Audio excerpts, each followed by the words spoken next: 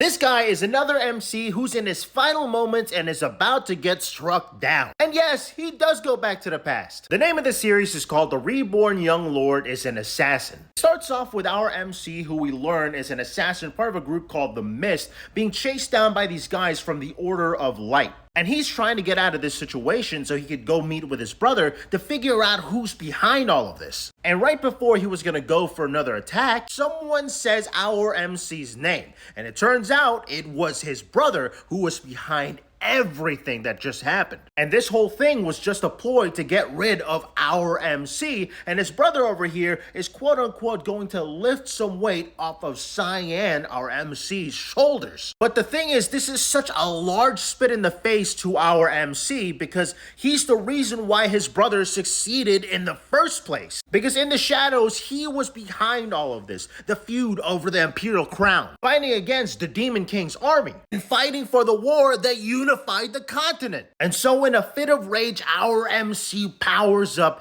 and goes to strike his brother. And they just go tat for tat, just swinging swords and clashing against each other. But the thing is, this was always a 2v1 fight, and the other guy on the other side is a mage. And so eventually, this is what happens to our guy. But right before our MC was about to take his last look at life and give it all up, he musters all his remaining strength and he tries to strike his brother down one last time. And well, it didn't go quite as planned. So much so that bro was sent back to the past by 20 years. The day that he was supposed to fight one of his half-brothers. And his father, the Duke, was observing in person. And this right here is a little recap of what happened in the last life where bro was just beat up to a pulp. The thing is, he's not gonna let that happen again, because he took his half-brother down in what seemed like 20 seconds. And while he could have stopped there, he remembered this scene in his past life. Well, he decided to run it back and recreate that scene